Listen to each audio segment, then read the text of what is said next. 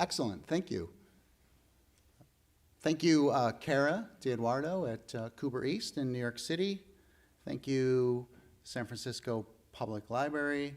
And thank you, Rob Saunders and the team over at Letterform Archive, where I spent most of the entire day, since about 10 a.m. So I'm tired, but I had a macchiato, so we'll get through this together. I realized after visiting the archive today that many of the images that we'll see tonight, at least in the intro, which is about 20 slides, those actual materials are at the archive. So while I'm happy you're here and you're looking at the images on the screen, go to the archive, go see the real thing, much better. Okay, so tonight's talk will talk about kinetic typography.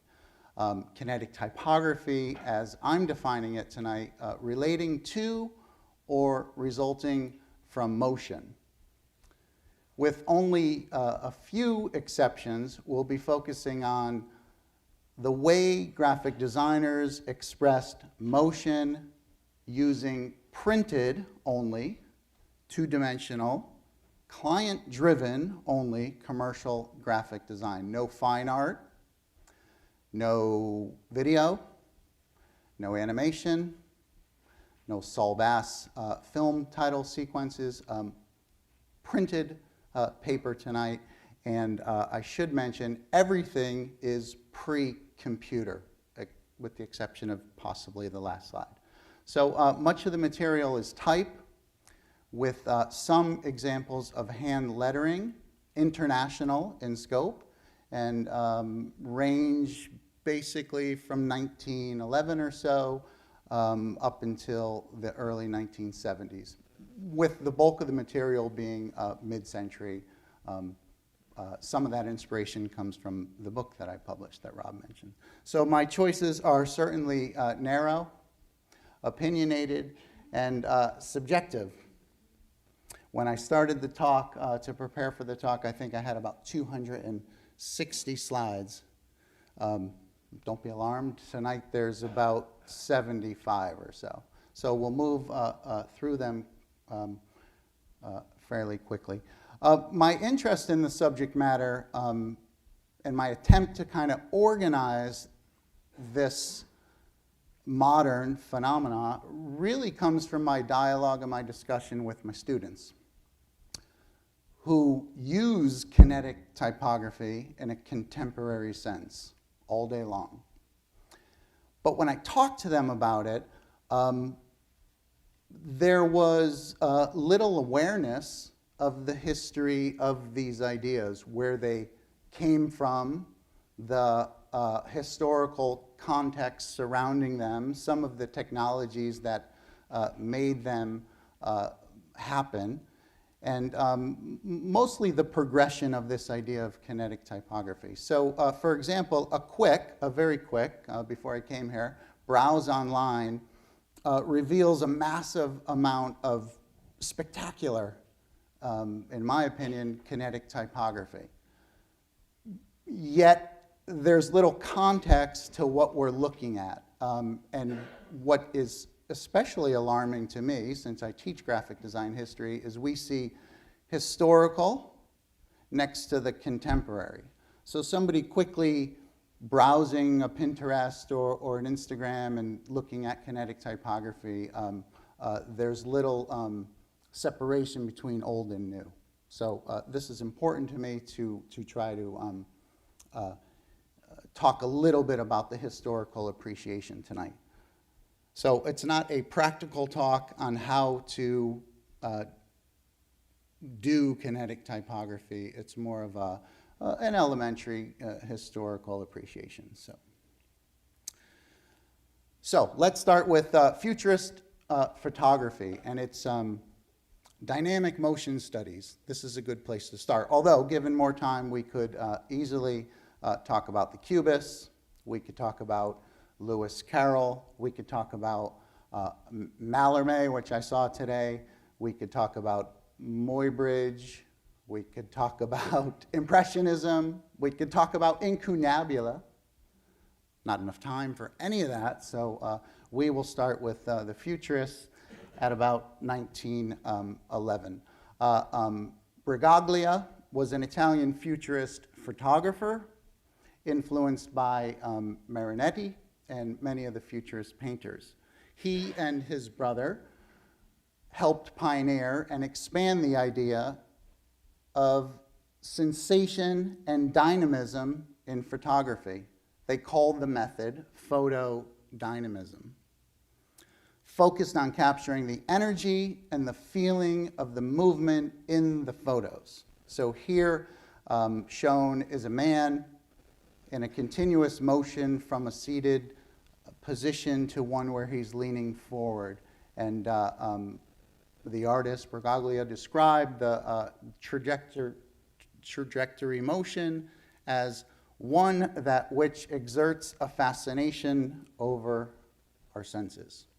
So, a good place to start.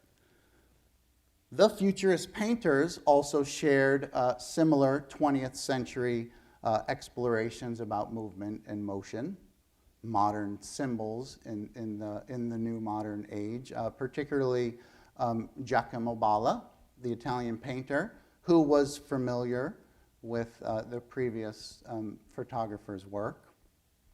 In his stunning and complex artwork titled Disruption and Speed, Penetration of Car Dynamics, he celebrates his fascination with the automobile, an emblem for new technology, speed, movement, and modernity. Here we see abstract, shifting fragments of an automobile in motion, its wheels, the driver, the clouds of dust, all representing as a whole sound, velocity, movement, light. Marinetti, who we may know, published Zang Tum Tum, a sound concrete poem in 1912. This collection of poetry is an account of a battle that he experienced on the battlefield, including the sounds of gunfire, explosions. His playful and provocative words in freedom, or free word compositions, or parole in liberté, introduced a new painterly and expressive typographic design. Based on emotionally charged poetry, Marinetti defied correct syntax and grammar. He liberated the words through animating them with explosive, dynamic, and non-linear compositions. Apollinaire, the French poet, published early expressions of type with his poem The Rain in 1916. He called these new experiments calligrams and poems meant to work visually, verbally, and auditory. The letter forms, free of any normal linear reading, arranged to form a visual design on the page, and we see here them sprinkling figuratively down the page, possibly, presumably, like the sensation of rain falling. Apollinaire's fusion of poetry and painting connects the visual form with poetic content. Léger, the French painter, explored his own unique expressive typography. In 1919, he illustrated this fast-paced, filmic expression of Sendrar's novel. Léger was fascinated by modernity and by the chaotic rhythms of the cityscape, the street signs, the noise, the movement, the light. And this is evident in his work. This work is using innovative early uses of stencil lettering, drawings, and fragments of colliding images and text. John Hartfield, and published in Berlin's short-lived anti-war journal called New Youth. It displays Dada's raw and chaotic typography, lacking functionality to a certain degree, and definitely harmony. This particular ad announces his friend and colleague's recent published collection of original lithographs, George Gross. The Russian avant-garde also saw common traits in Futurism and Dada. This 1919 cover for Miliork, a collection of poems and avant-garde texts designed by the Georgian-born poet and artist Ilya Zdenovich, also played an important role in the development of Georgian avant-garde, particularly in Tbilisi. This book was published by, as you see in the upper left-hand corner, the artist group called 41 Degrees, which is basically the geographical latitude of the city of Tbilisi. So it's kind of an interesting way to name your artist group. The cover with its title printed twice, you can see it twice and rotated, is designed also with a spirited and experimental typography, and quite radical given its location and time.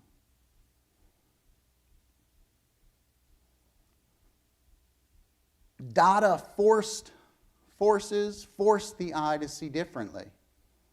Zdenovich designed this famed poster for his friend and Dada's guiding spirit, Tristan Tzara, for Tzara's variety show of music, film, poetry called The Evening of the Bearded Heart. Vitality and legibility are achieved using typographical material from over 40 fonts, probably some hand lettering. Dada helped change the common perception of the written word. They attacked traditional rectilinear conventions in typography and page composition. They broke apart from the sequential ordering of typeset lines. The same year in Berlin, Vladimir Mayakovsky published For the Voice, a collection of 13 poems by the Russian futurist poet. El Lissitzky, who designed the book, using a two-color and exclusively using metal typecase elements from the printer's typecase, letters, rules, symbols, to illustrate the poetry on the page, illustrate them visually. It was written to inspire sailors, and Lissitzky said, and I quote, "My pages stand in much the same relationship to the poems as an accompanying piano to a violin. Just as the poet unites concepts and sound, I have tried to create an equivalent unity using the poem and typography." Pete Zwart, another designer who used the expression of kinetic typography, combined some of Dada's playful vitality, but also a formal quality to his work, inspired by Stil movement or the constructivists. Zwart also rejected both traditional symmetrical layouts, rejected strict verticals and horizontals in his compositions. Instead, and I love Zwart, he achieved order through rhythmic repetition of diagonals, vigorous contrasts of intricate words, letters, letter size, letter type, shifting scale, color, organizational rules, and visual cues such as arrows, hair, and dingbats. Liszitsky, who we recently saw, also designed the cover of this radical American literature art publication called Broom, an International Magazine of the Arts, in 1923. Here, Liszitsky uses isometric perspective letter forms, upside down and backwards, and arranges them in a rigorously symmetrical order. Liszitsky was trained as an architect and captivated by space, dimensional space. His early Proun paintings developed visual ideas about balance, about form, about space. These ideas became the basis for much of his graphic design. Have to mention Moholy-Nagy. Moholy-Nagy's unpublished dynamic advertising poster removed the automobile's tire and instead uses hand-drawn letter forms to demonstrate the tire's characteristics, invoking speed, possibly the machine age. He coined the term type of photo, combining photography and typography, and this, obviously, as we know, has become the printed communications of the modern era. Also, one of my favorite, I'll say this a lot tonight, I'm sure. This is Hans Arp's automatic poetry book with 41 Dadaist poems, 41 lines in the design, and in my eyes, still fresh and contemporary today, printed in 1924. Probably inspired instinctively, like his poetry, automatic poetry, which he called it, which occurs spontaneous without conscious thought or intention.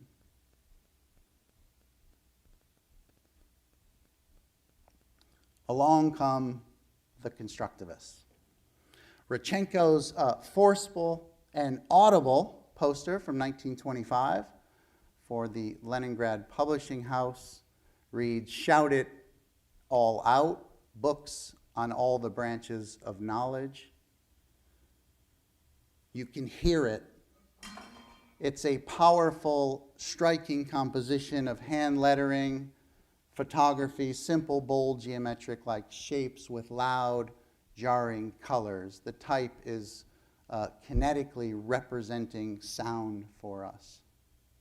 Pete Zwart, again, I have to mention him twice because his work changed. We recently looked at his work that was a little bit more Dada-like, a little bit more playfulness, a little bit more expressive.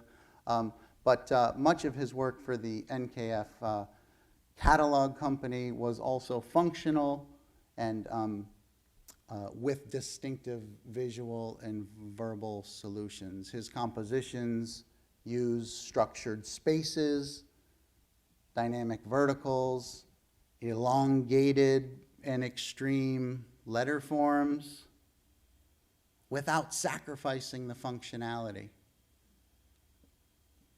His admiration for shifting scales, sans serif type, kinetic type, and contrasting compositions are evident in much of his work.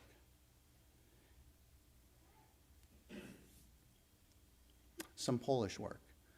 The connection between the artistic poets and the originators of functional graphic design has a long and rich history of experimentation. For this cover, Strzeminski, who studied with the Russian Kazimir Malevich, produced a unique and expressive typographical composition and a new visual poetry. This is printed a little bit later from 1930.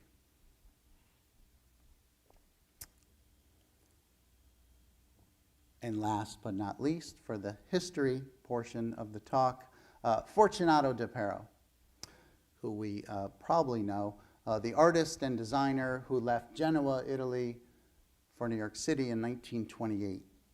He brought to America a new enthusiasm and new progressive ideas, modern approaches to commercial design.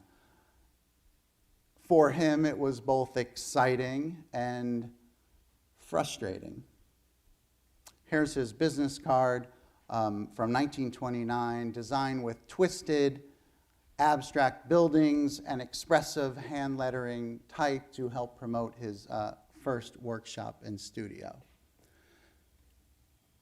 So these first 20 or so slides really just hint at the history's rich tradition of expressive but also kinetic and functional type.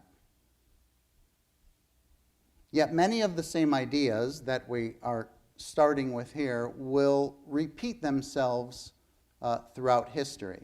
And many of these ideas become foundational for new originators to be influenced and either carry on the tradition or push it to new places, especially as we see the technology change. So directly influenced, indirectly influenced, or reacting against what we saw previously. And like I said, it's really high level. The history is much deeper than that, but I wanted to give you some sense. So let's get into some of the more contemporary, but mostly mid-century works, and let's talk about the kinetic typography that was being used in these works. This is a fantastic example of what we're calling fragmentation, the breaking up of the elements and units of a design into separate pieces that relate, but also retain their own character. This cover of Idea, the Japanese advertising art magazine, designed by the late Helmut Schmidt, explains, and I quote, "The design is a kinetic composition of the journal's name, Idea. The name Idea in typography uses both Japanese katakana script and Latin characters that dissolve rhythmically downward and upward." A perfect expression of kinetic typography. Robert Brownjohn's album cover, published in 1957, is also a clear expression of American modern. It's playful, it's logical, it's uniquely colorful, and for this particular talk, Brownjohn's both vibrating and kinetic, hand-stenciled lettering perfectly captures the tempo of the popular cha-cha-cha Latin music. Fragmented typography. Ralph Coburn, who was formally educated as an architect, also a skilled designer, and a well-established painter, a minimalist painter, who recently is getting his due with some exhibitions. A close friend and a collaborator of Ellsworth Kelly. He designed here a Nashville-based literary magazine in 1969. The fragmented type is jarring and loosely connected, not as logical as the previous example, yet it still gives us a clear meaning of the word metamorphosis.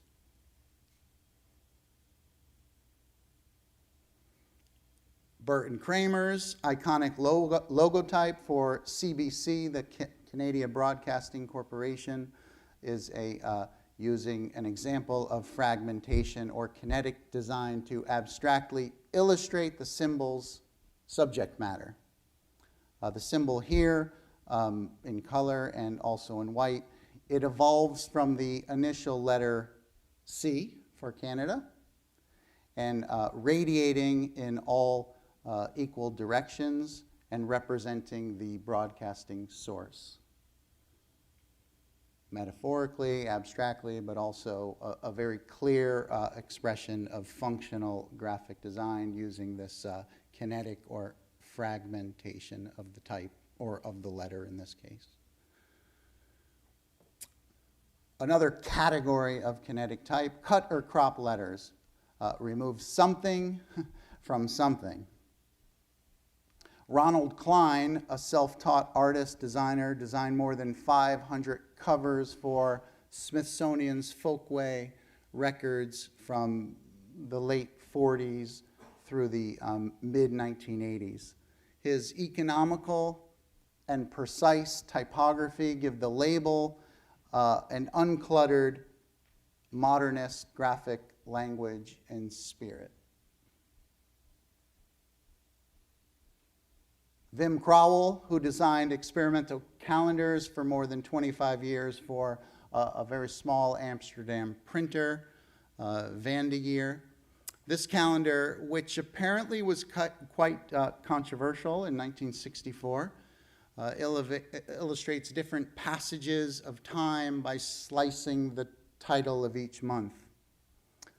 Apparently, the idea of distorted lettering was not to everyone's liking, and a local professor in Holland at the time is quoted on saying about Crowell's design, "Too decorative and what I call self-projection. The designer's desire for form stood in contrast to his pretension of the objective visual engineer." Wow. So, sometimes these are accepted and other times they're not. The Italian Pino Tovaglia reminds readers that the Pirelli magazine is 20 years old. Elaine Lustig-Cohen's announcement for Marcarilli's expressive collage techniques of the 1950s, using type to suggest the same idea of colliding forms or intersecting abstract shapes, also represent a sense of movement. Elaine's work on your left and the artist's work on the right. Basically using typography to illustrate the same ideas as the artist, but obviously not in the same particular manner. Robert Brownjohn, who we recently looked at, attended Chicago's Institute of Design in 1944, was fascinated with the spatial structure of film. Before his many direct influences on kinetic typography, such as his title sequencing with some of James Bond's classic movies, From Russia with Love or Goldfinger. Before that, years before, he designed this cover for the American Jazz Annual in 1956. This one implies the idea of spliced type, or what I call geometric kineticism. He's actually not cutting the type, as we've seen in previous examples, but he's using pattern and color and abstraction to imply this idea of improvisational music or possibly piano playing. Another Brownjohn, this is a book cover. The movement of film is expressed through his typographic treatment.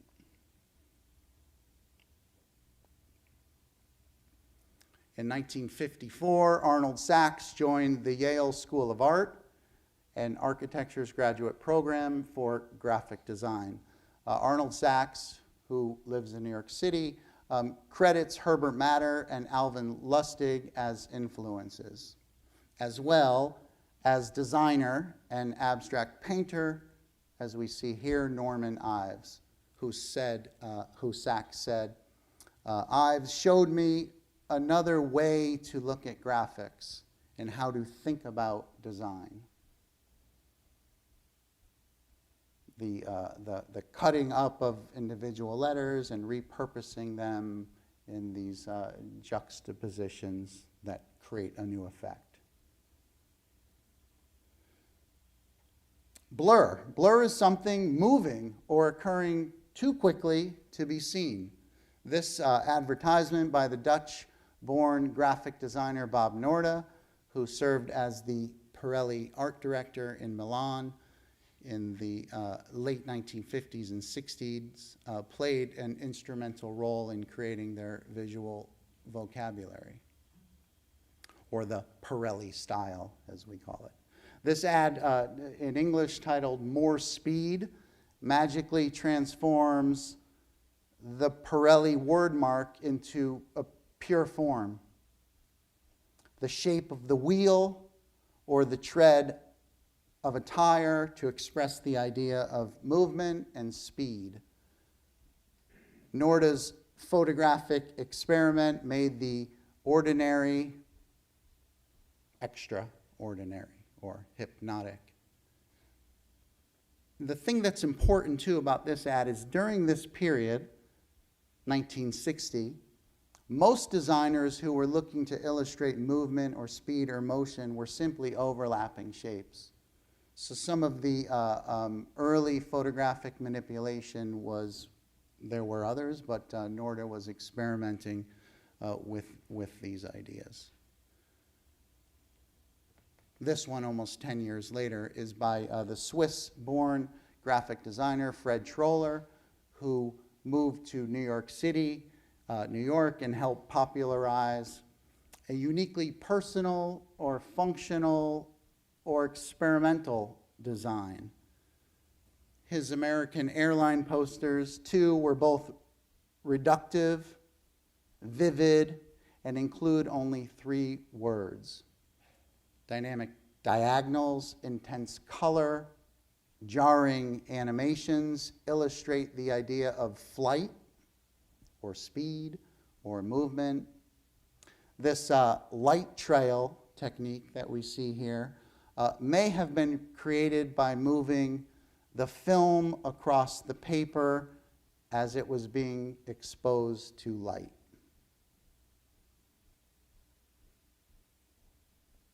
During the 1960s, Elaine Lustig Cohen designed numerous catalogs for the innovative art program at New York City's Jewish Museum. Her covers, as we see here, were both conceptual and experimental, as minimal as the abstract work that the artists represented. But instead of displaying the name of the artist or simply the name of the exhibition, she used the catalog covers as mini canvases to reflect the spirit of the exhibition, or in this case, to pay homage to the artist's style. For 2 kinetic sculptors, Elaine used a photostat machine to repeatedly photograph the typeset words to convey the motion that we see on the cover. She contrasted this blurred visual with a warm red neutral type in the artist's name. Blurred distortion and alteration of letter forms achieve visual dynamics and intensify the meaning. For this dust jacket, Franco Grignani, Italian graphic designer, manipulated the letter forms in an expressive way as he experimented with overlapping blurred contours and stretched, flexible letter forms. Ernst Roch, born in Yugoslavia before moving to Austria, where he received his graphic training, ultimately emigrating to Canada in 1953 at the very young age of 25. He brought with him a modern European sensibility that greatly contributed to the Canadian design landscape. In this brochure cover, he visualizes the subject matter's story of immigration in a direct and clear way, using the blur effect. And lastly, for the blur effect, we see Max Huber's visual language for his poster Monza, which is well known, and he's been working on since I think the late 30s or the early 40s. But this particular one in the 1970 is unique for its experimental blurred text, which he produced with an enlarger in the darkroom.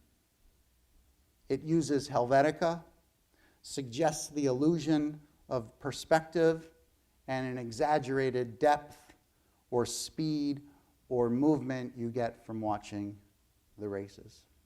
Distortion, another category of kinetic type.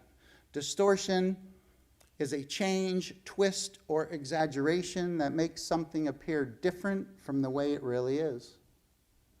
Miedinger's charity poster, in German, loosely translated, "Give 1 franc for rheumatism sufferers," with distorted letters giving meaning and shape to the disease or the inflammation, the joints or the muscles. Manipulated, again, photographically. Distortion becomes a very popular method of expressing typography, at least in the 1960s, with the advancements of many of the new technologies. These ads also demonstrate the same impact of photographic manipulation. Another 2 by Franco Grignani, the Italian graphic designer, who used photographic experimentation to push the boundaries of type distortion. Made a conscious effort in his career to reject the traditional and treat type as pure image or form. The poetic image on the left, your left, refers to the quality of printing or motion of the press, interpreted with flexible, transparent film, both rotated and reversed. And the image on the right is expressing the rotary printing press. This possibly most likely achieved by setting type on a sheet of paper or film and then wrapping or bending it, possibly around a circular tube, and then photographing it. Much harder than doing this today with the computer.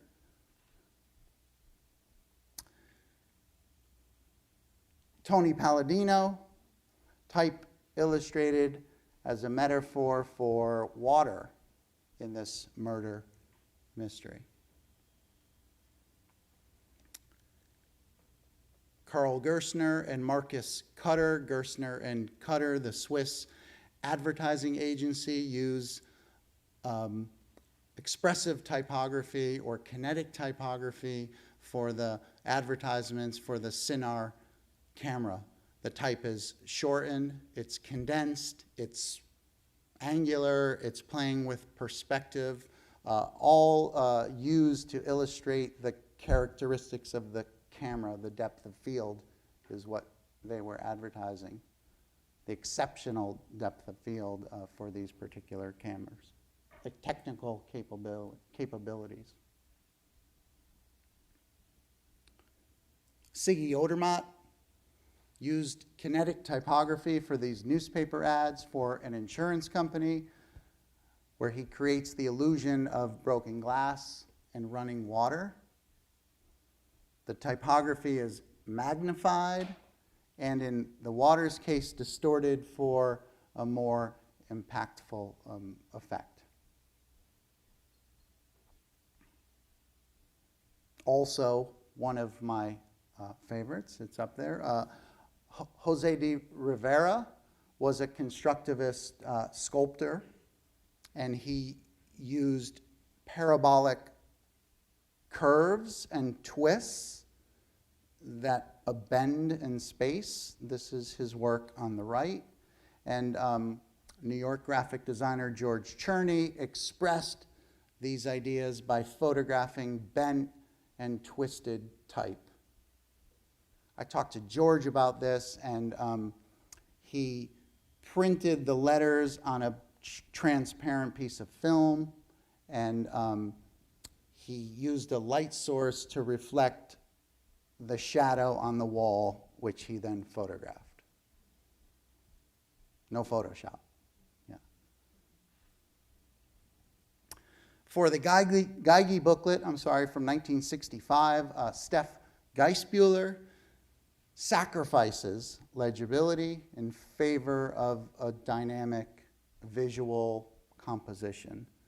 To create this illusion of distortion or spiraling type, Geisbuehler used a reflective mylar cone.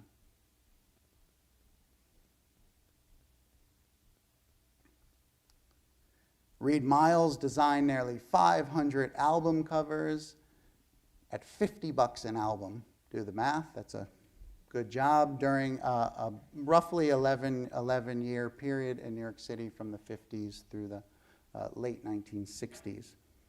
His approach ranges from classic Swiss sensibility or spirit with a very restrained typography to more expressive gestures, as we see here, illustrating the rhythmic feeling or soulful energy of Lee Miller's trumpet, maybe. Maybe the song is coming from the trumpet. The Kieler Woche was the German city's annual sailing event, and the annual poster competition, which we see here, has been one of Europe's most prestigious competitions. Without images, without illustration, the designer Rolf Mueller relies exclusively on typography to create an abstract image which curves and bends and evokes the idea of a wind-blown sail. Visual, I think, simplicity at its finest. Two quick examples of vibration, moving to and from or side to side. For the sewing machine brand, as we see here, Franco Grignani, the Italian graphic designer, used text to communicate the attributes of the product. Vibrating, filtered images may have been created using glass curved surfaces or lines to create this constructed vertical stroke, as we see here. But he's using kinetic or vibrating type to communicate the sound, the movement, or presumably the vibration of the sewing machine. This was an early expression of this vibration in 1959. We do see it again in 1962 in New York City by Brownjohn, Shermayoff, and Geismar. And the vibration, I have the album, the vibration perfectly matches the rhythms of the arrangements. The liner notes explain, and I'll read. At the heart of vibrations is a rhythmic, pulsating use of the entire orchestra. The result, achieved with varying degrees of subtlety by moving instruments with and against each other rhythmically.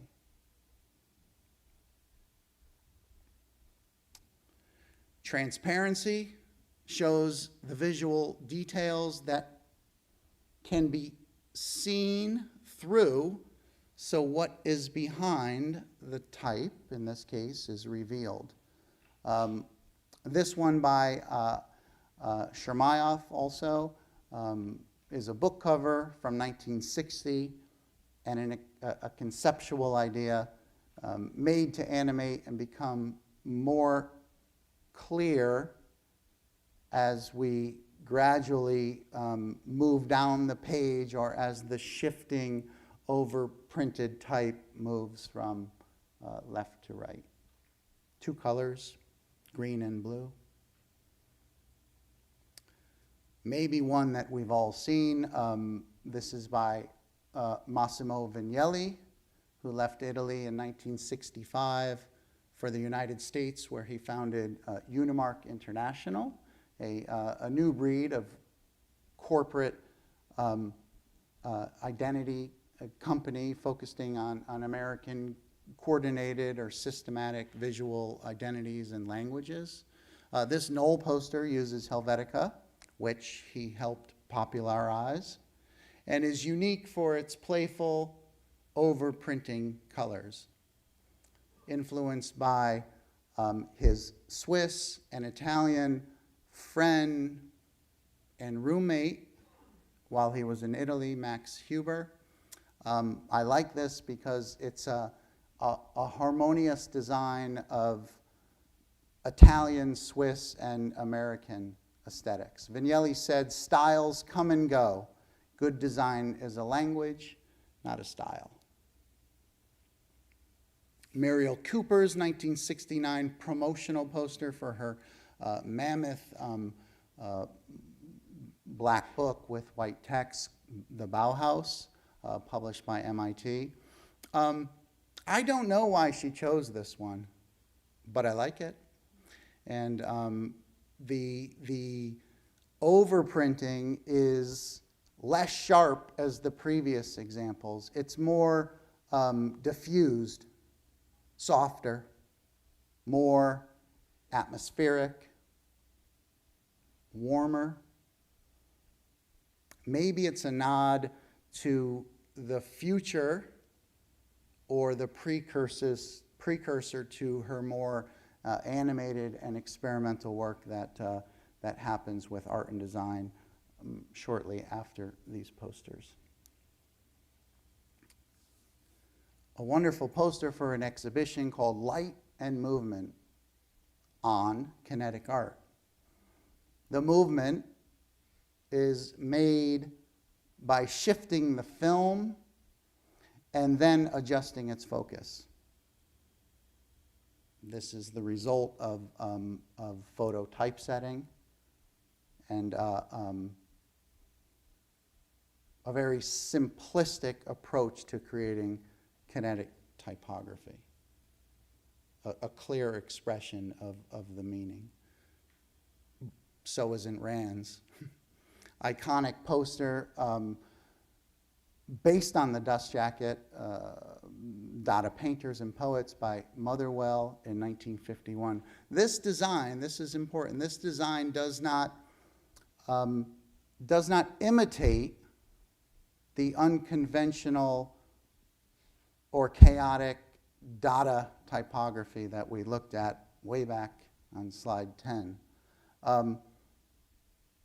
It's an interpretation of these ideas. It's done in a similar spirit, and originators of the modern movements expanded upon mostly rather than copied each other.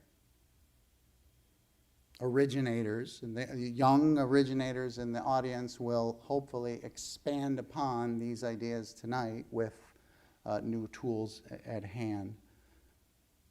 Rand's use of a narrow, bold sans serif with overprinted and repeated words are definitely Dada inspired. These are Dadaist characteristics. Yet his approach is simpler, and his attention to the grid is completely at odds with the work of the Dadists. So this is what I mean by originating, being influenced by, in the spirit of, not imitating.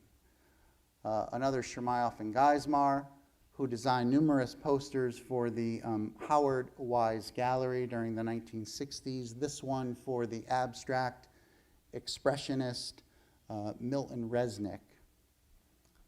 The painting detail is described as, and I'll quote, "a bewildering fusion of detail and whole, built from a lexicon of jolts, dabs, drips, and swirls that sweep across a canvas." Shermayoff and Geismar's poetic approach to type expresses this. Shermayoff and Geismar poster on the left, and Resnick's work on the right. The Bright New City promoted Chicago's Environmental Forum series, focused on revitalizing the drabness of the city. Self-explanatory. This is a great one. This is for the pharmaceutical company. It's an announcement for the pharmaceutical company Geigy in Switzerland. This was designed by a designer by the name of Fridolin Mueller, and it's for a drug called Urax, which is a cream for anti-itching or anti-inflammatory. Mueller repeats, reverses, and overprints the same word, producing this visual effect that hopefully we all see resembles scratching. Again, a really a simple approach. Graphic designer thinking, how am I going to use typography kinetically to convey, in this case, a certain attribute of the drug. M.L. Reuter used a very similar approach. M.L. Reuter, who was also a Swiss designer, used a very similar approach just a few years later for a poster for an exhibition of modern French knotted carpets. This poster demonstrates with clarity, like previous ones, that we can use type only to convey a memorable image by manipulating the type. Without illustrations, Reuter's typography is turned upside down, repeats, weaves, and overlaps, suggesting the craft of carpet knotting. Jacqueline Casey designed the cover for the exhibition catalog organized by Georgie Kepish, first held at MIT's Center for Advanced Visual Studies in Massachusetts. The exhibition's theme focused on the tightly related interactions between art and science, once considered to be at opposite ends of the spectrum. Repetition, my favorite category. The act of doing, saying, or writing something again and again. It's commonplace. It's effective. If something's good, it may be worth repeating. Paul Rand knew this well and achieved a strong corporate identification through the use of repeating patterns, capital letters, contrast, unique color palettes, and expressive handwritten lettering for the actual product name. Ladislav Suknar, the Czech designer who migrated to New York City, gave AtoX, a Swedish business machine company, a typewriter calculator company competing with IBM and Olivetti. He gave them a unique geometric logo with only 4 simple shapes. But when applied to printed material, he combined the logo with symbols to create this quickly identifiable and memorable idea. He's using repetition and he's using color to add to the visual unity and strength of the language. These are direct mailers from the mid to late 1950s. The Zomox Corporation is a manufacturer of actuators. I had to look up what's an actuator. Okay. Actuator, machines that move and control mechanisms for opening valves. These designs, designed by Noel Martin, are reductive, minimal, and help illustrate this characteristic of the company. Martin was a close friend and collaborator of Ladislav Sutnar. See some of the influences.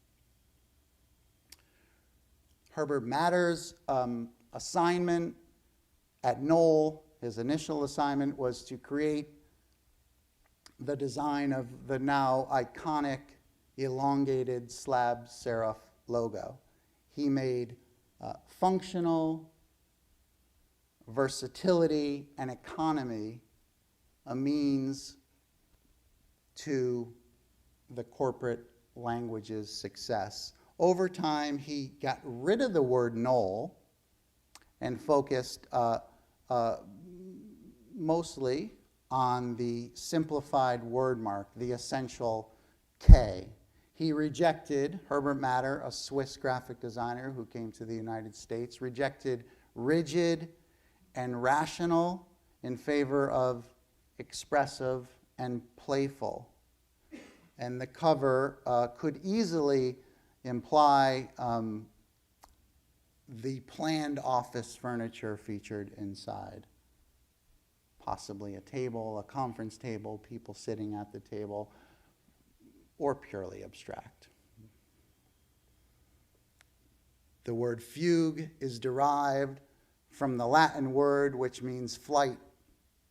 So the process of progression or moving gradually up the page or down the page, probably up, seems appropriate and distinctive. This is by Ronald Klein for Folkway Records. Full circle. Bob Norda left.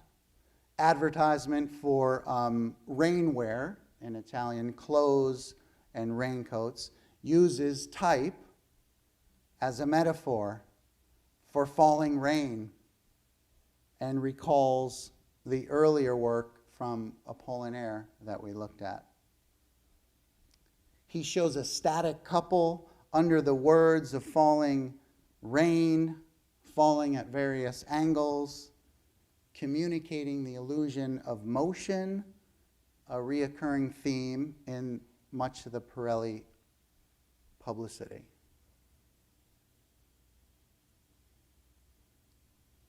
Not copying, using it in the same or different spirit. Influenced by, I know that he knew of Apollinaire, influenced by the same kind of spirited idea.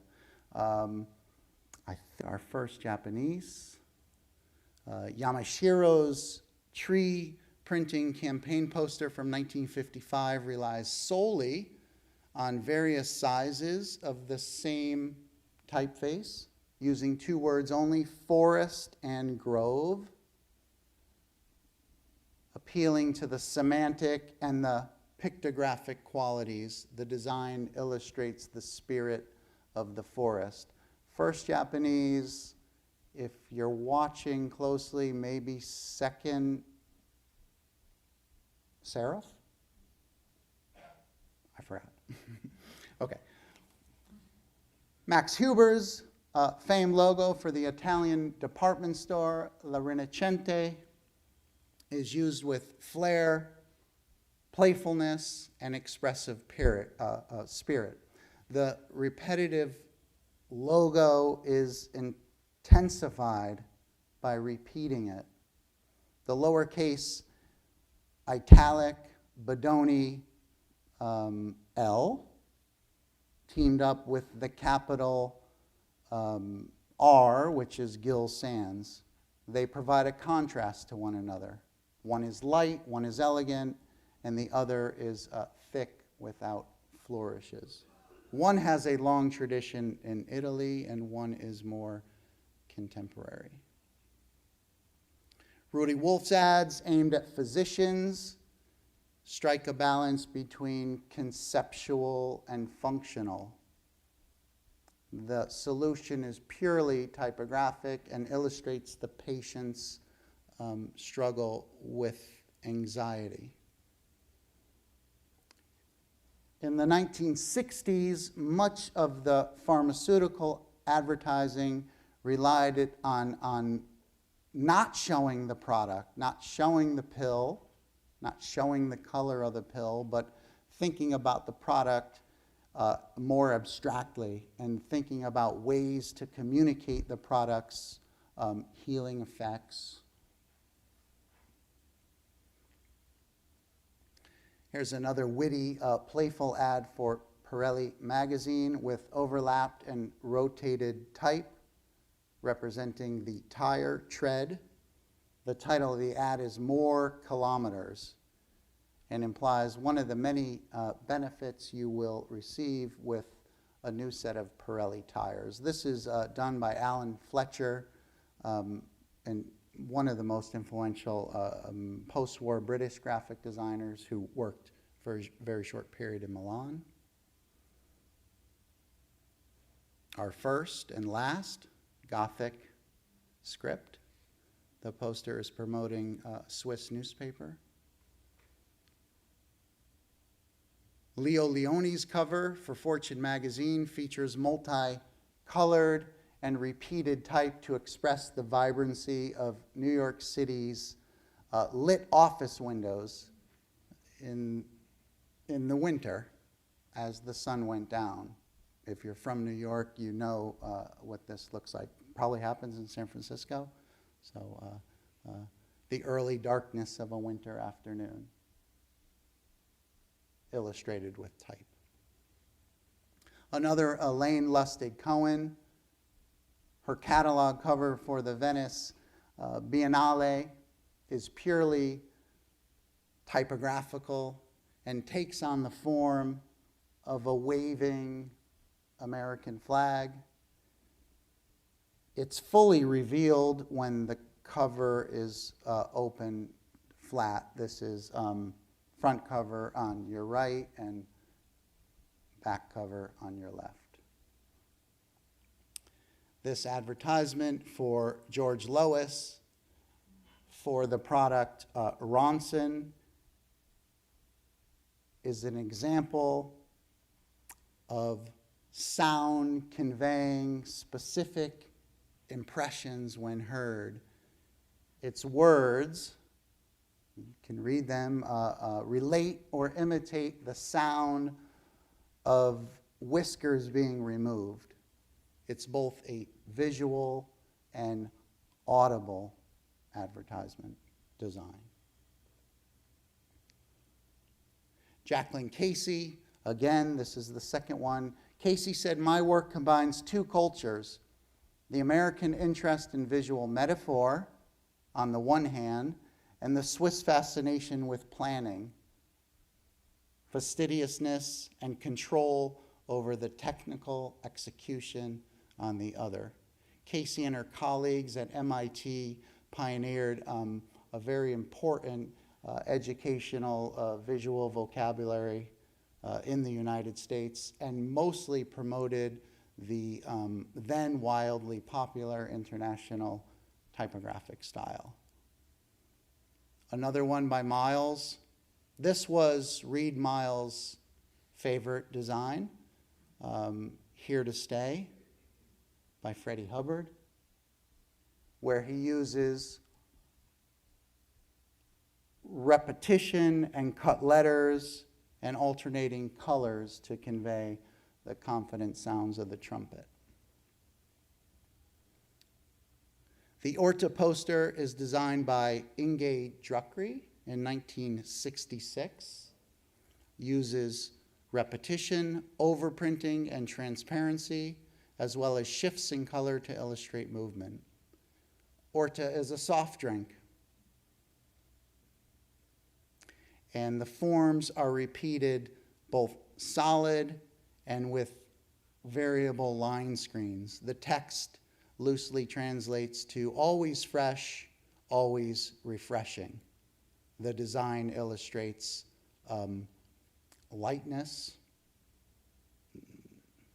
the bubbles of the soft drinks, the carbonation.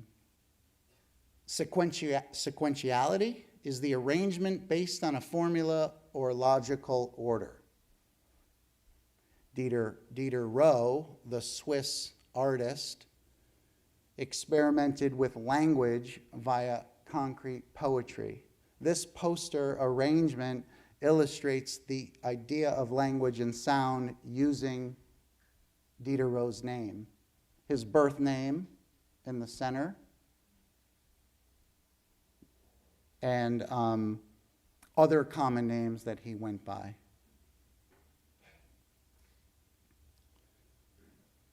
This one also by Roque from Canada for Oil Review's special issue on education, expresses the basic tenets of education from the bottom up. First the letters, then the words, then the final sentence. Similar to concrete poetry. This was one of the inspirations for the talk. And this is one that I first saw about 5 years ago, put in my folder on my desktop, and I've been saving these images ever since. So this is a purely typographical cover. It's a composition for an exhibition catalog held at Zurich's Kunstgewerbemuseum. It's a perfect expression of the idea of the subject's content, matter, kinetic art, or kinetic type, implying kinetic art on a two-dimensional surface. This is by Fridolin Mueller, who we've seen earlier. Here's another Casey poster for the exhibition of the American artist Galoob, Leon Galoob. Casey said she used strong, sweeping, horizontal brushstrokes. She wanted to use type to respond to his technique and to the colors of his sober subject matter. A colleague of Casey's at the MIT Design Office, I think we looked at Coburn's, an early example in the first few slides. Casey saw the designers in the studio, and there were 3 or 4 with people coming in and out as equals. Everybody kind of worked independently, but Jacqueline Casey managed the office, oversaw the office. The composition in this poster by Coburn is interrupted, and it illustrates loose connections where individual, repeated letter forms as a whole establish this musical sequence. It's supposed to animate the space.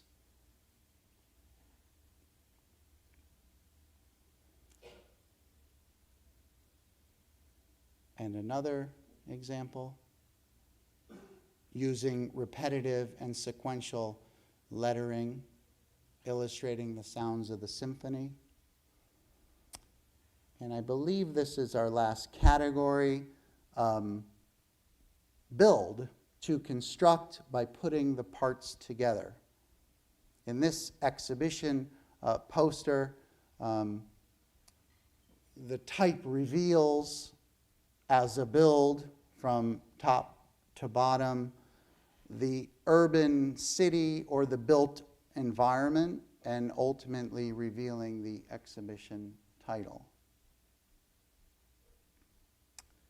And another one of Casey's colleagues who worked with Casey and Coburn and others in the MIT design studio, Dietmar Winkler, an emigre from Germany who worked with MIT in the mid-60s to about 1970. Played a huge role in the success of the department and also in the popularizing the international typographic style. Winkler manipulates letter forms to convey animation. He uses pattern, he uses repetition, he expresses motion in his two-dimensional designs, certainly a precursor to the television motion graphics that are happening shortly after 1969. In this poster for a summer course on the introduction of COBOL programming, Winkler's geometric shapes build gradually to build form and to form the acronym COBOL, as you see on the bottom, also symbolizing the back and forth movement of the reels of an IBM mainframe computer.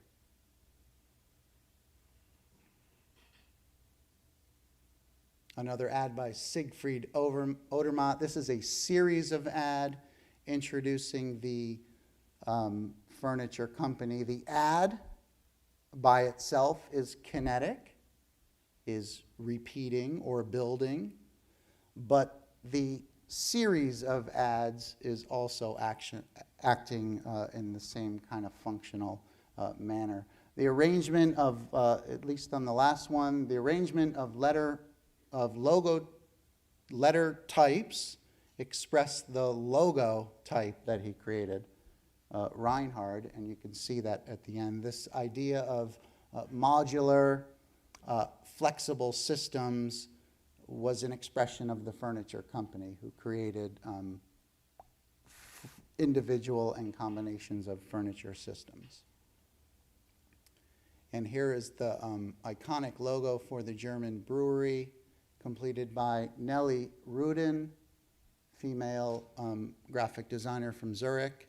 The brief requested that the design expressed foaming ale. She designed the coasters first on the left, the two coasters, and the logo came later.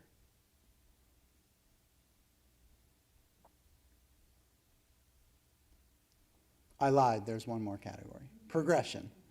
Progression is the process of developing or moving gradually towards a more advanced state. Here, Wim Krauwel designed the catalog to coincide with the Dutch animated film exhibition titled Frame by Frame.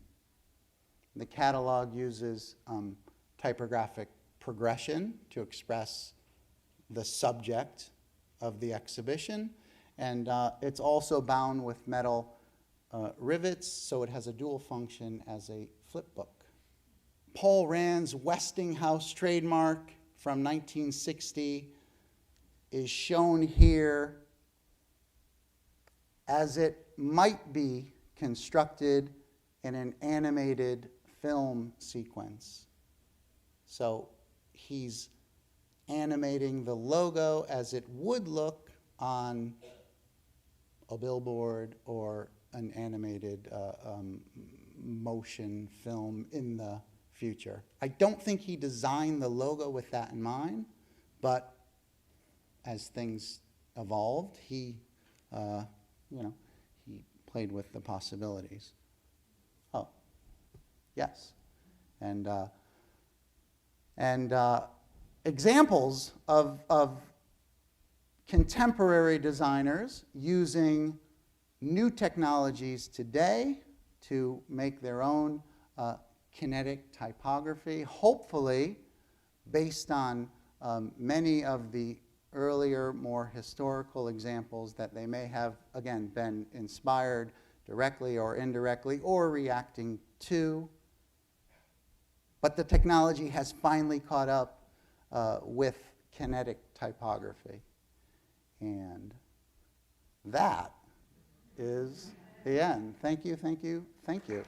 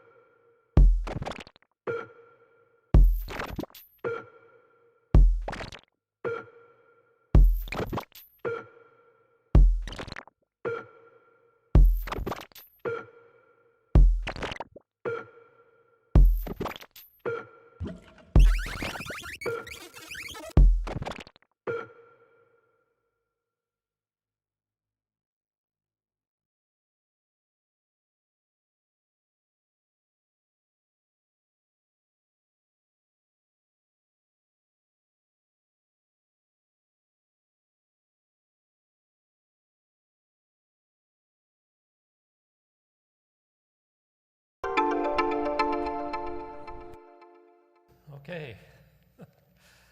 I'm the past, so I'm glad that I'm first, so that we get that out of the way, and then we can get into the present and the future. The title of this lecture is Analog Letter Forms to the Nth Degree, and you notice there's a big question mark after hand magic. Here's my disclaimer slide. I'm in 81, and I get a little befuddled, and so bear with me. So, lettering, for me, all these years, all these decades, it goes back 60 years, I've been interested in historic letter forms and also kind of postmodern experimental letter forms. And here's an example of the two types of letter forms. The gathered together on top is actually very readable and fairly conventional use of historic forms, and the bottom one is kind of more experimental, more difficult to read, and it's parallel words, and that's actually another thing that I'm quite interested in. But I've also worked in both ends of the spectrum, and so I'm going to be talking about that. So this is one end where it's still readable. Here it's less readable. It actually says question and answer and book review, book actually. Here it's looks like it should be readable, but it's not. And finally, it's just a trace of letter forms. There aren't any real letter forms in it, so it becomes kind of art at that end of the spectrum. So connotation and denotation. Obviously, the one is pure denotation,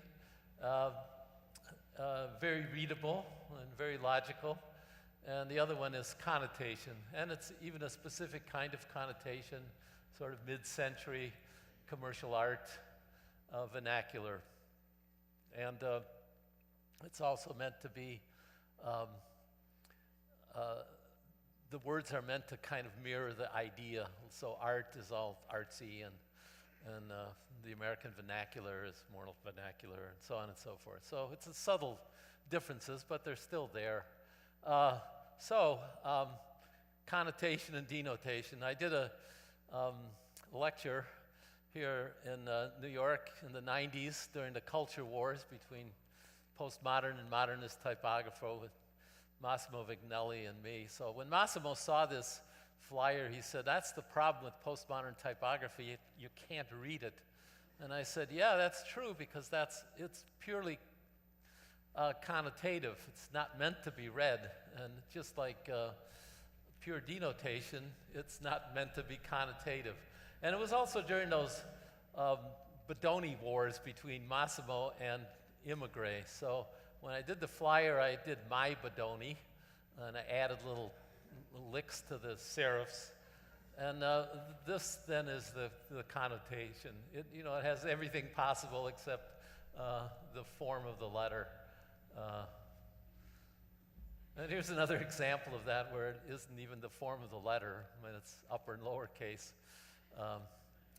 And so this is postmodern pranks and pastiche and all that good stuff from that period, now maybe 20 years ago. And there's something semi-satirical and kind of jokey about it. And that's also interesting to me, especially kind of biomorphic letter forms and lettering sculpture. And so I'm going to be talking about letters and letter forms in this lecture. And my trajectory, as mentioned, was from commercial art and professional practice and to teaching in a kind of art design. And when I was a professional, the idea of the spectrum of work had to do with this little story about two masons asked what they're doing, and one of them said, "I'm laying bricks," and the other one said, "I'm building a cathedral." So my career also was a lot of laying bricks, and then there was also a little pretentious cathedral building. And for 30 years I made sugar-free candy for that eye which is in the economy of the beholder. I worked in automotive advertising in Detroit, and actually this was a project that Alice Trumwell did years ago where she asked people, what is graphic design for? So that's what it's for. And then I've taught for 30 years at California Institute of the Arts, known as CalArts. And my teaching philosophy was, rules are taught to be broken, made to be brokenly. And on the other hand, this is a T-shirt for the students, do what they say. So, kind of question what instructors, professors say, but also do it. And there I am when I was your age, starting in the profession. Actually after high school, I went to a technical arts high school in Detroit and started working at 18 in the business. And when I first started, this was actually, that neo-modern revolution at hand was actually from 1958. And I was interested in what later became Art Deco, or called Art Deco. At the time it was called Modern. So, and I thought those letter forms were really weird and interesting. Even all the older people said, "Hey kid, you can't do that, that's way in the past." And actually the irony of that is now my work, my past is far away from you guys as this was from me at the time. And also that other ragtime thing was done in the early 60s, and that's a kind of turn of the century typography. And when I did that, it was kind of a one-off, and little did I know that would come back and actually be the last part of my 30 years as a designer. And Art Deco stuff then became really popular in the 60s and 70s, and I did tons of it for all sorts of clients. And that was during the so-called pushpin era, which I was part of. And it was a sort of rejection of American modernism and back to historicism and eclecticism. And then all of a sudden, Art Deco went away. But I was still interested in kind of, at the same time, doing experimental letter forms based on this idea of the process of constructing the forms along with the forms themselves. And I still revisit Art Deco every once in a while. There's something from flyer from 2007. And then it also becomes abstracted in my sketchbooks and finally just becomes kind of a trace in what might be called art. Everything I've done is analog, so these were the tools of the trade, very proudly displayed in 1970 in this poster that I did. And I used the templates to draw the forms. That comes out of the mechanical car illustrators in Detroit. And so I sketch an idea out, then I use the templates, and then I fill it in. In 1987, I went to Cranbrook and to get a master's degree so I could teach. And these are some student shenanigans that we did, that deals with the kind of the issues that we were talking about at that time. And so the mid-'80s was kind of the height of postmodern thinking and experimenting. And so this was one of my projects at Cranbrook at that time. It's a manifesto. So I did it in hand lettering, and it asks like 10 to marginal features. What can't it mean? I can't even read it anymore. And indulge yourself in the same self again, anew, and anyway, it's a kind of postmodern manifesto. And also that was my thesis, so I did an alphabet, and I did 3 drawings of each letter form. These are the 3 Qs, for example.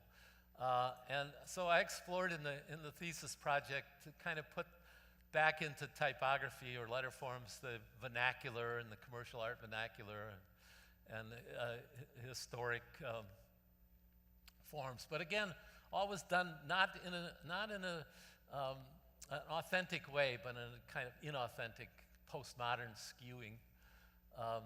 So here's our examples: H, K, J, K, X, R. I think that's a Y, or 2 Ys, an N, an H, and then the kind of pranks of,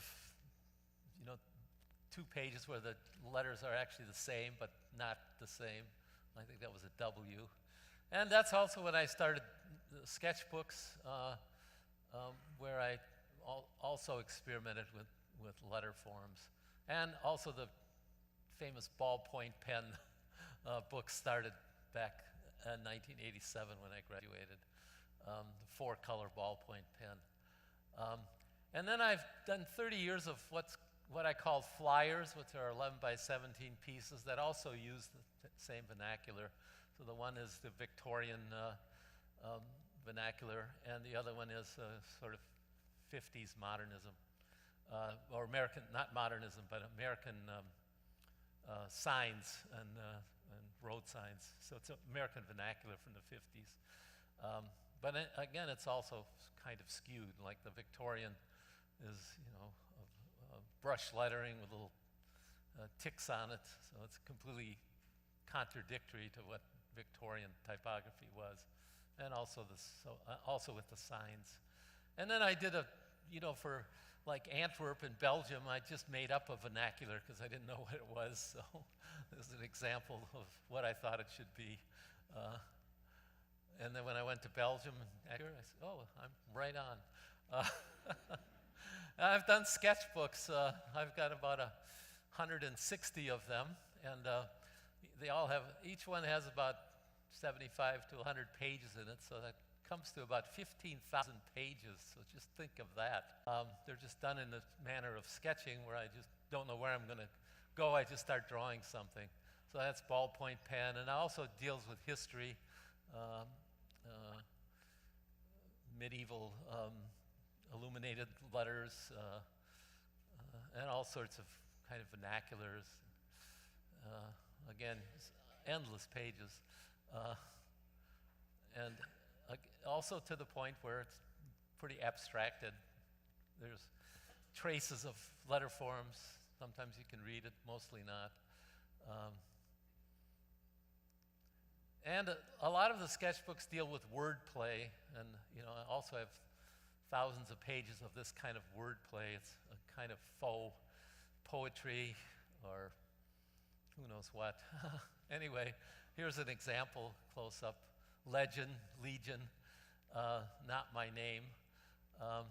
And here's a more complex one. If you look at this page, it says Mr. Halftone was taken up by a million dotted mucks, numbered and categorically combuckled, which is actually a made-up word that's half German. And but it's also an idea of saying what a halftone dots are. They are all these dots that actually make an image. So it's a kind of deep poetic, or it's kind of a fake poem, or it's outsider, or it's satire or parody, or I don't know what it actually is, but I'm fascinated by this kind of thing. And I've also done lots of projects, AIGA projects that designers, when you get a bunch of people together, and these are examples of that. And they're also for fundraisers over the years, where I've used this kind of lettering. And this is Mirko Elik's tolerance poster project, which is just amazing nowadays because this has probably been shown in, I don't know, hundreds of countries and hundreds of times. And I don't think in my entire career have I had a piece that's been shown this much, but it's also because of the digital era. You know, all they have to do is send a digital file and they can show the posters. There's a couple hundred posters in this project, but it's really quite amazing. Here's another one of where designers were asked to do a logo for the Design Museum in Barcelona. So I just did the bits and pieces that would make a logo. Plasm magazine years ago, using the word plasm. Here's a Japanese magazine from 2005 where the designers did pages for it, and then they did a logo on the cover. Mine is the second one down, and then there's the page. And this one has been very popular. It was the AGI conference in Seoul, and it's Hangul, and it says Hanta lettering in phonetic Korean. And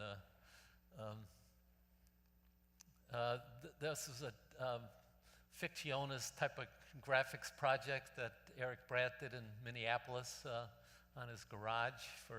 He did hundreds of designers did pieces for the garage. And then I did a collaboration with the same thing with Elliot Earls at Cranbrook, so it's kind of half Elliot Earls, or maybe more Elliot Earls, and me. And here's a really arty one for a gallery in London. This guy had a project called Marbled Reams, so he would get artists to do a ream of paper, or an illustration, then he'd make a ream of paper and then he would marble the edges of it.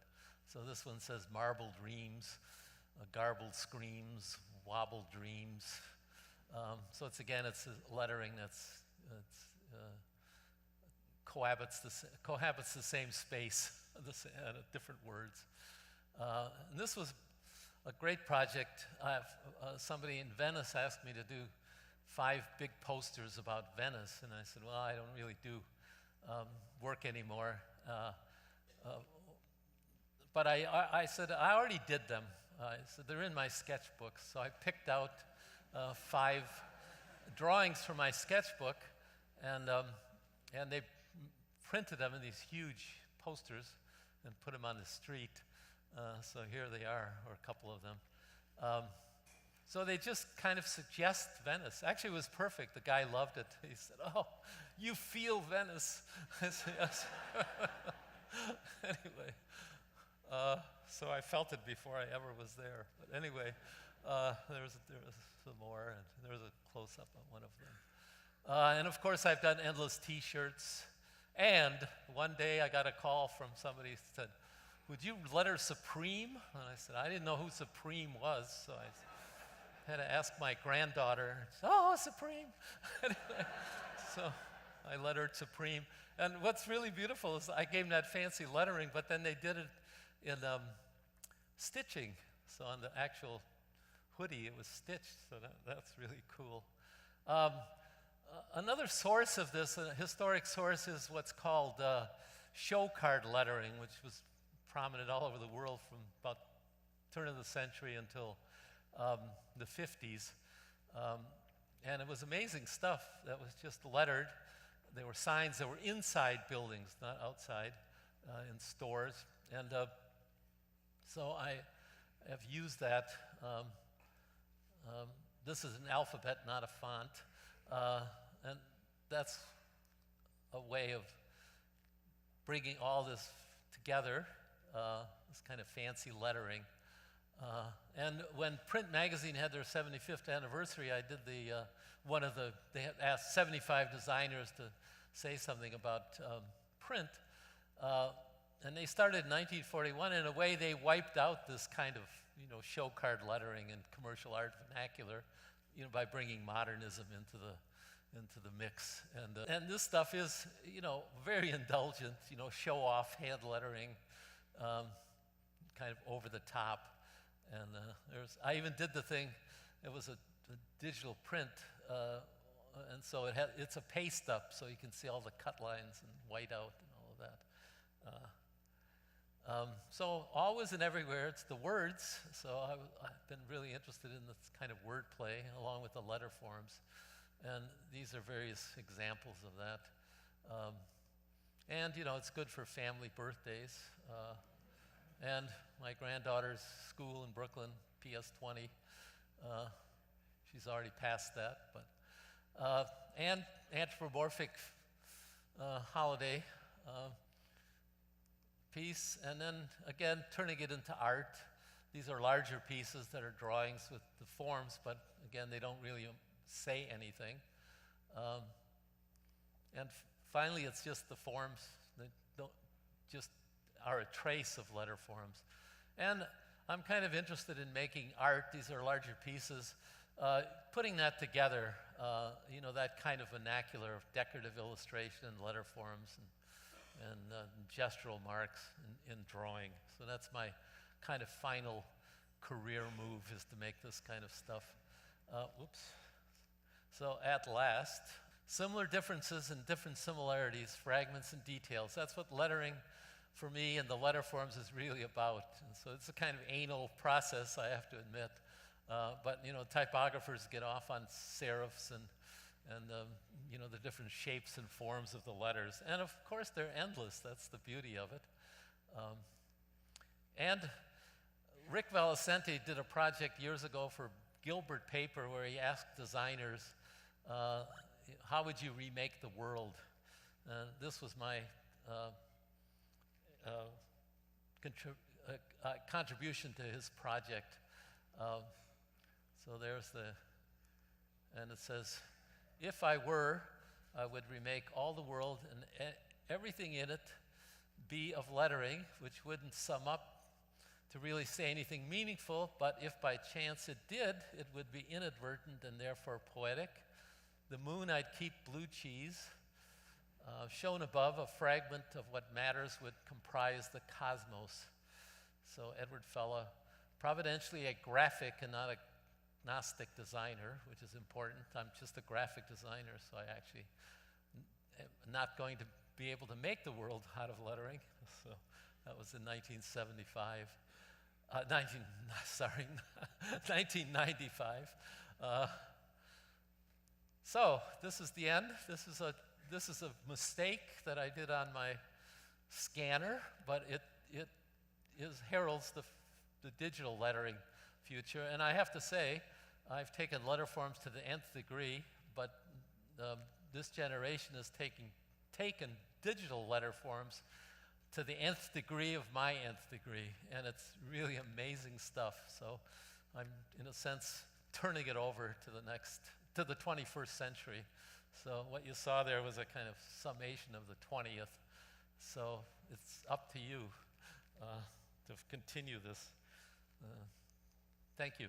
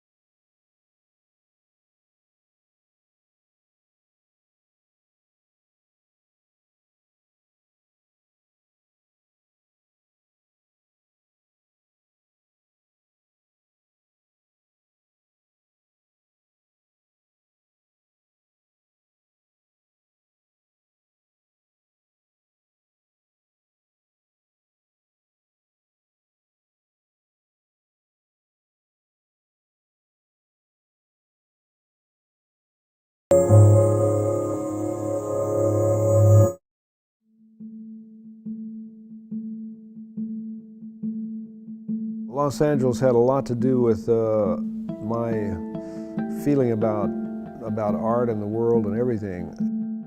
I came from sort of a almost backward place in Oklahoma. When I came to California, it was very sparkly, glamorous, and so it was like a new world to me, an accelerated culture that I responded to.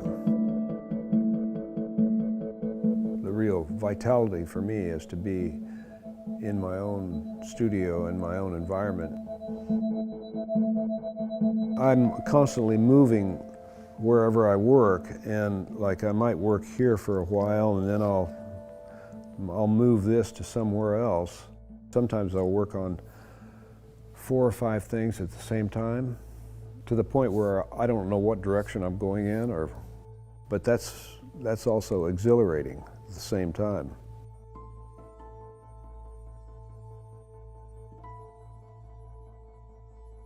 I think I centered on words because, first of all, they had no size. So if I painted the word boss, I could paint it that big or I could paint it that big. And I like that, that you could be realistic and at the same time not be bound by any kind of reference, size reference. And I also like the sort of left to right kind of thing. You know, our eyes are like this, and we read like this, and landscapes are like this. Well, I had a studio on Western Avenue in Hollywood, and I would walk outside, got these things left to right. It's got those words, it's got those letters, and it also had that sort of corny magic to it. Just the idea of Hollywood. It's always been a symbol, a potent symbol. Backgrounds to me are simply just that, backgrounds, and they're more like stage settings. It can almost be like elevator music, you know, where you're just like accenting, or you're kind of setting a stage or setting a tone for a given subject.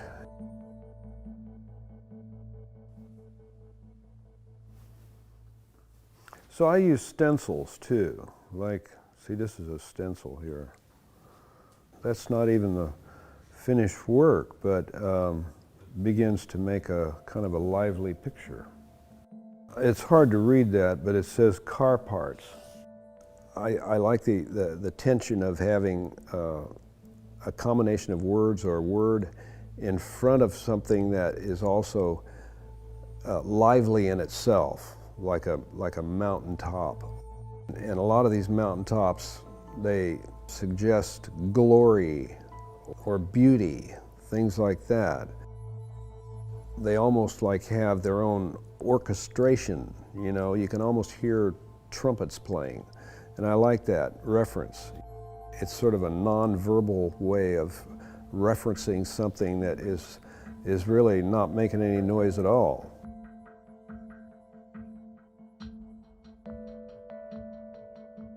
But then put in combination with words, that tension is where I live, I guess.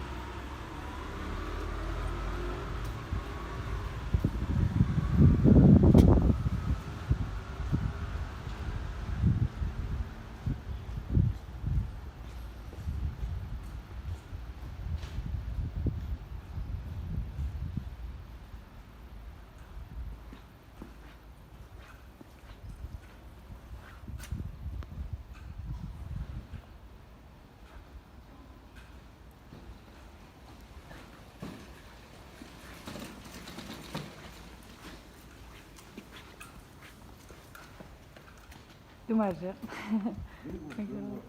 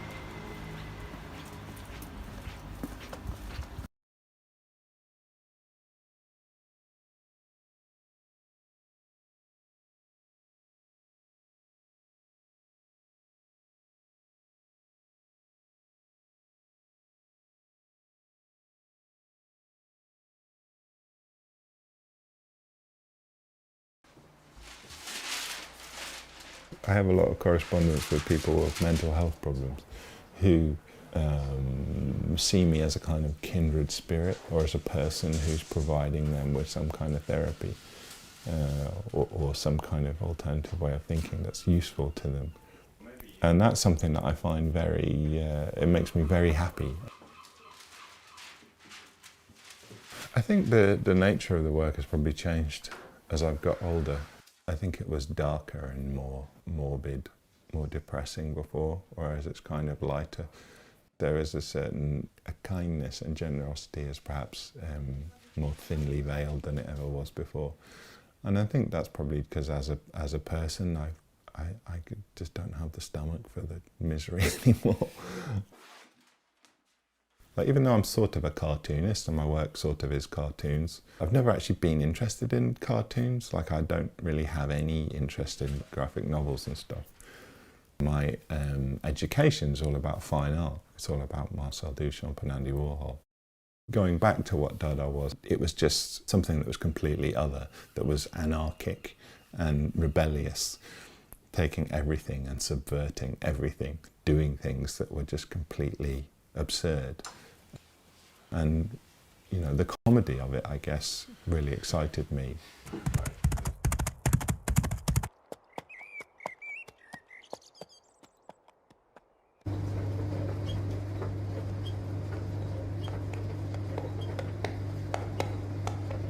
Good morning. Good morning to you.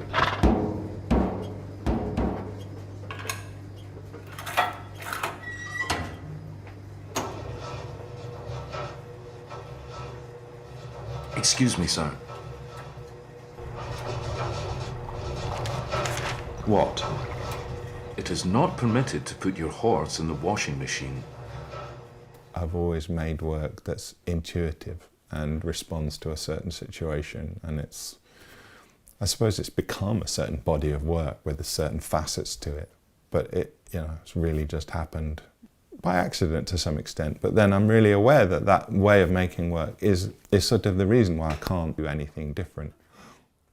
I quite like that one, but the egg's not very good. Okay.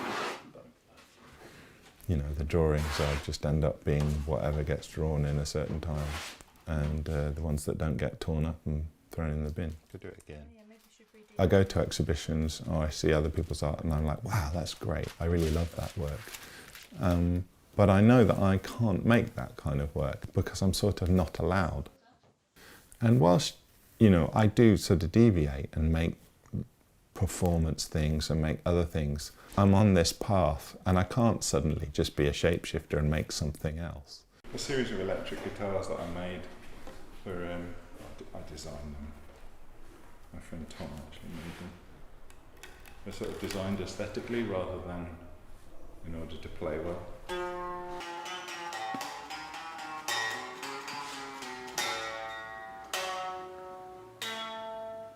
I think when you're in your early 20s, I didn't really have a perception of what a career as an artist could be. I didn't really think that was an option at the time.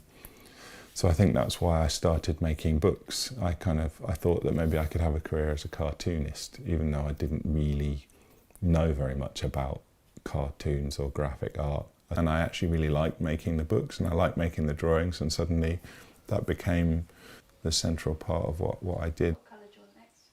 A completely another way to make sense of the world, and another way to make art. I guess you have to understand that this was in the age prior to the internet. So had I graduated, 15 years later, maybe I would have done something rather different. I've been a professional artist, I suppose, for more than 20 years, and been an artist been a student artist and a struggling artist for my entire adult life. But I do think that making art is a healthy thing for people to do. So I think that I'm lucky to do that as a career. I think I've become more aware of my role, or what I perceive to be my role in the world. And that it's to try and make it a better place, rather than to make people uncomfortable. So there is a message, a positive, optimistic message buried beneath the mordant darkness within my work, hopefully. And people just see it as being ironic because of what I've done before, whereas actually I genuinely mean it.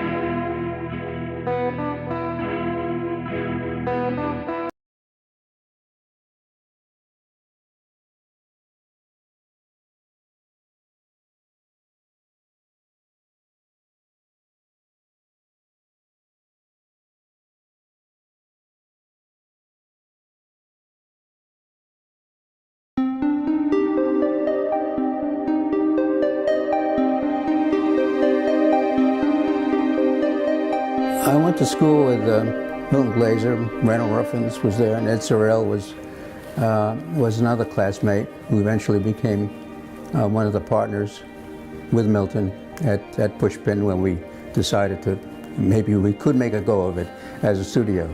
Milton and I loved working with old typography. We learned about that in school. Typography was very decorative in the 19th century because it was difficult to put images in the work in newspapers and magazines, but the type could be decorative. It was the illustration. Of course, modern typography throws all that stuff away. In terms of the kinds of work that we got, a lot of it was theatrical. Not much for movies, but for concerts and literary institutions. We did book jackets, not too often bestsellers, where the type had to be big and the images, if they existed, would have to be small. But we were able to use the kind of range of styles that we love to work in. Somehow the style is in the air. Anyway, it was when we started and even before, you know, in the early part of the 20th century, designers had just gotten over the Victorian style, and when they went on to Art Nouveau and then Art Deco. Then there was sort of pocket steel, surrealism. There were all kinds of things that were happening. They come and stay over a while, and we work in those styles when we were a studio, using the styles as it suited our purposes. I like to use irony. It just happens because I like to find some direction in my work, either despising what I'm drawing about, whatever it might be, but if it's not irony, it could be sympathy, it could be making things pretty, making things brutal. For the posters that I like to do, my interests are in the way of protests and war and peace and usual stuff that liberal designers care about. The environment to some extent, all those good stuff we like to do, as long as we can get a terrific idea to go along with it. My most famous poster was done during the Vietnam War, called Ed and Bared Breath, where the United States is bombing, and the mouth of Uncle Sam here is a metaphor for the bombing that we were doing in Vietnam. The role of the designer, first of all, he has to communicate, which distinguishes him from, say, the fine artist, who doesn't have to communicate but only satisfy him or herself. Communicating is most important. But then we all want to assert our own sensibilities in the work that we do, working in style or ideas or concepts or things that really interest us.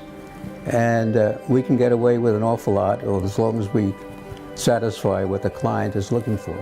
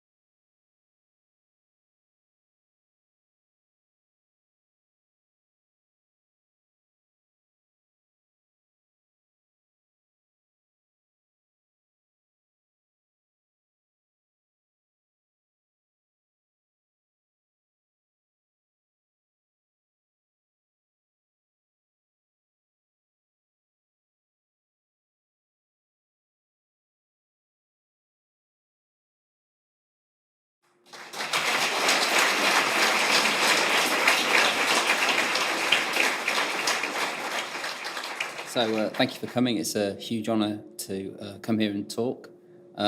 This is the beginning of a week of kind of celebrations of Commercial Type's new venture, which is a kind of a second label called Commercial Classics, which is really Christian and I scratching that itch about making typefaces based on historical typefaces that we have always liked.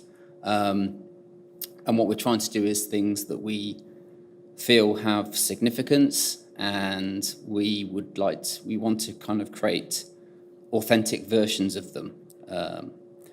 Anyway, So we've been doing commercial type for 10 years, and when we started commercial type 10 years ago, we talked about we're going to do commercial classics and it's going to happen next year and next year, and it's taken us 10 years to get here because life goes on. I mean, I think like all type designers, we have a kind of a relationship with history, and the designs that we produce often have some relationship. So I'd like to start off by talking about this typeface called Canela, which was designed by Miguel Reyes, who is one of our designers.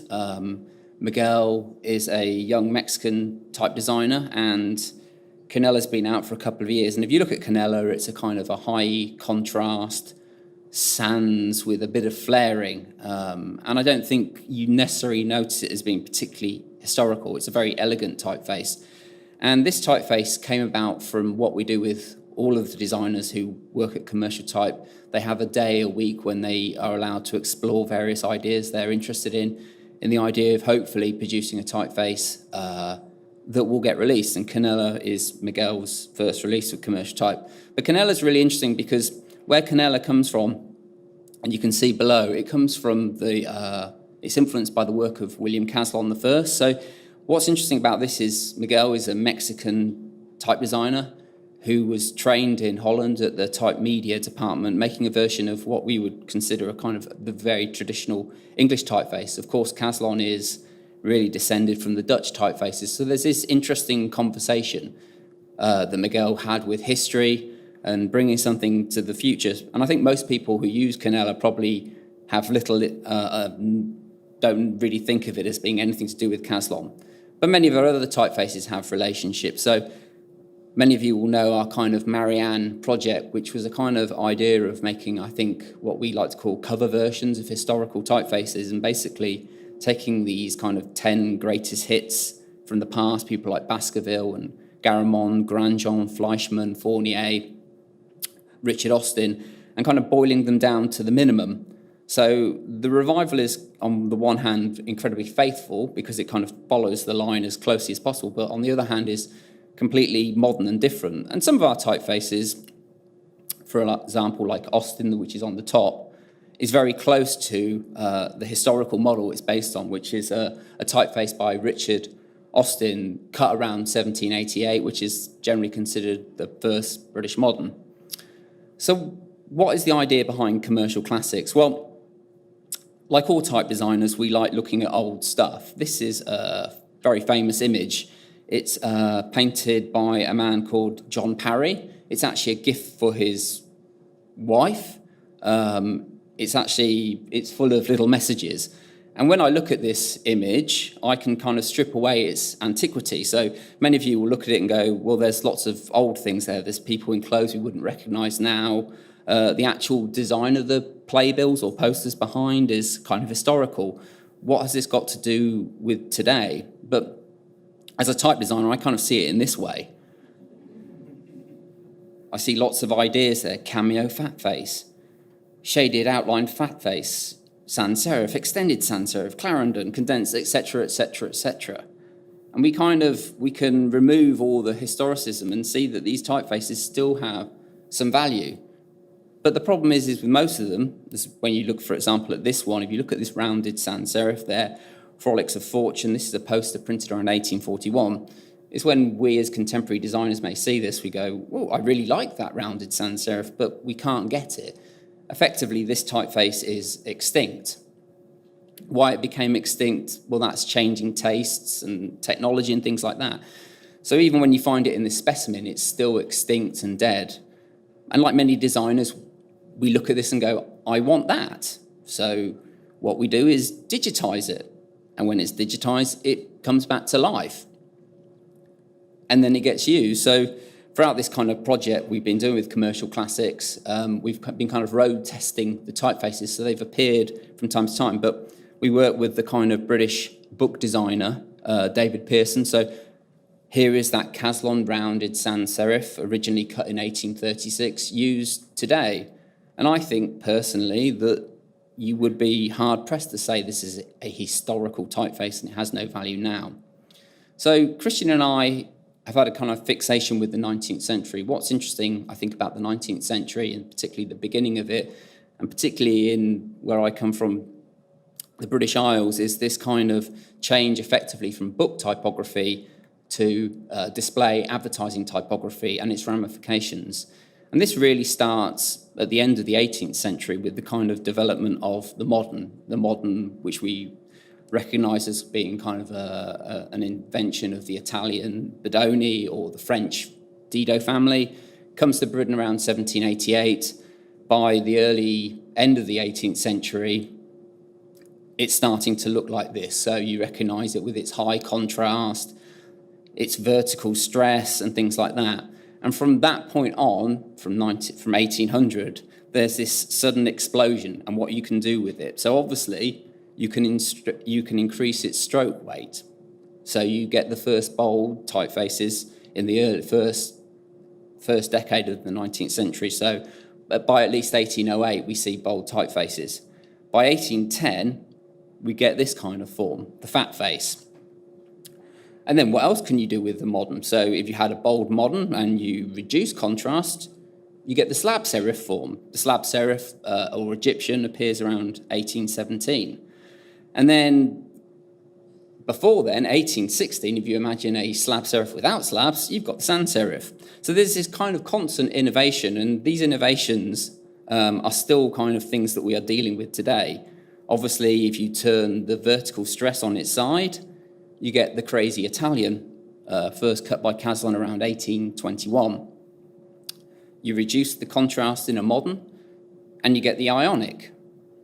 You take a fat face and you start shaving off the weight of it, and you get a condensed. And one of the interesting things about the 19th century is you go to one extreme, you then go to the next one. So if you have condensed typefaces, another foundry quickly has the idea, let's make extended typefaces, which appear by the 1830s.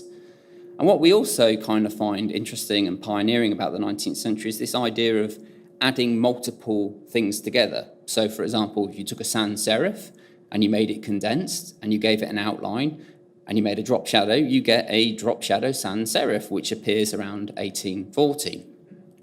One of the other reasons that Christian and I have been drawn to the 19th century is this kind of style of letter that basically over a period of time from the 1750s, when you get the first kind of transitionals you see on the top left, to the modern, to the bold, to the Egyptian, to the Italian, to the Ionic or Clarendon, to the sans serif, to the Latin, they all kind of share a similar structure. So kind of like Adrian Früdiker, I've overlaid them all. And that's what we found is that by kind of focusing on a specific time and period, we started to understand how these designers would have created new forms.